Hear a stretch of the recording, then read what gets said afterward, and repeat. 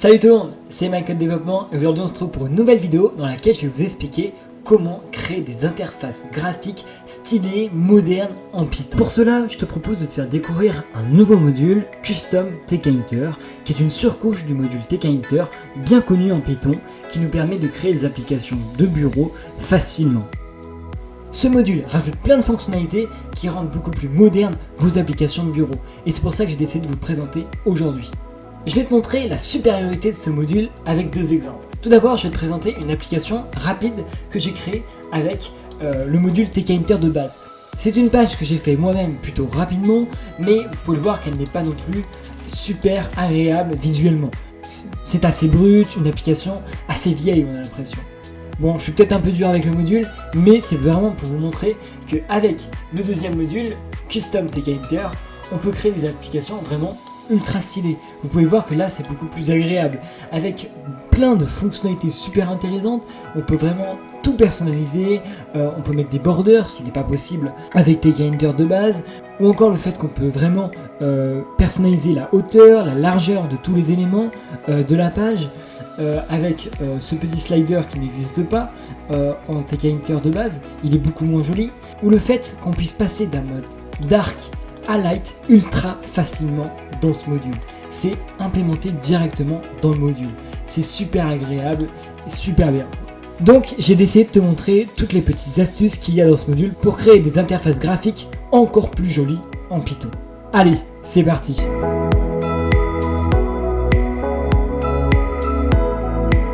En fait, pour créer notre page avec Custom Tkinter, on va le créer de façon complètement normale avec Tkinter. Donc là, j'ai fait une classe et en fait, je vais créer ma page comme si je créais une page Tkinter. Custom Tkinter va venir après, rajouter des éléments directement sur notre page. On crée normalement notre page. Tout d'abord, la première étape, c'est d'importer notre module. Donc, on importe comme tout le temps le module Tkinter de la façon que vous voulez, en faisant un import Tkinter ou encore un from Tkinter import tk.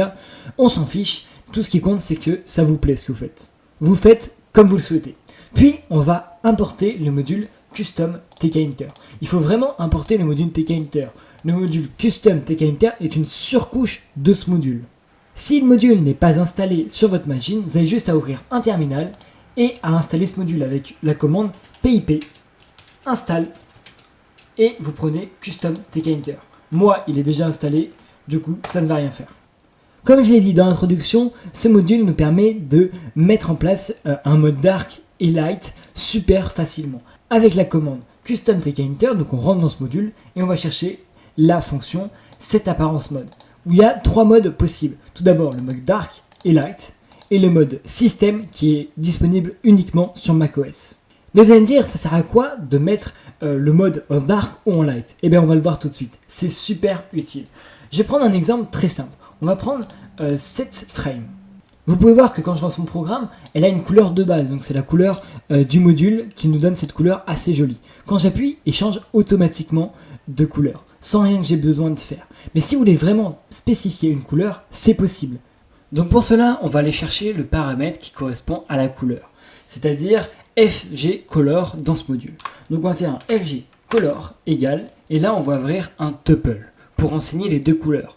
La première couleur dans le mode light et la seconde dans le mode dark. C'est super simple. Le module va automatiquement changer la couleur selon le mode dans lequel vous êtes.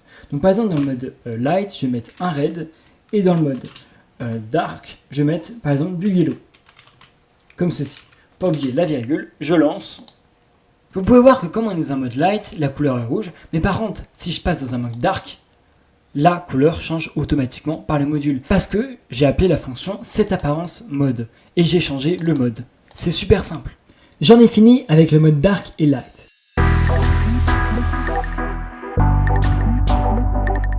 Donc ce module rajoute plein de petites fonctionnalités. Comme vous l'avez vu, d'abord on a le corner radius, c'est super pratique. Mais il y a une liste complète de paramètres qu'on peut changer grâce à ce module. Vous pouvez voir tous ces paramètres sur la page web officielle de ce module que vous trouverez en premier lien dans la description.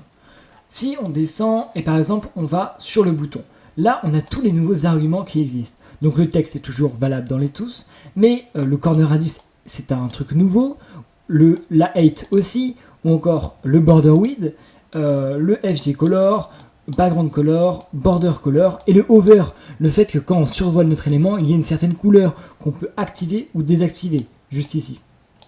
Ou encore le fait qu'on puisse mettre une image sur notre bouton. Tous ces éléments, vous pouvez les retrouver sur le site et ça nous permet de créer des pages modernes pour notre bureau. C'est super utile et je te conseille vraiment de l'utiliser au lieu d'utiliser Tkinter de base. Bon, c'est la fin de cette vidéo, j'espère qu'elle t'aura plu, j'espère que tu as appris des choses, ou peut-être que je t'ai fait découvrir ce module que tu ne connaissais pas. Je te laisse aller jeter un coup d'œil et essayer de créer tes propres interfaces graphiques toi-même. Bon, je te dis à la prochaine, allez à plus, c'était Waka Développement.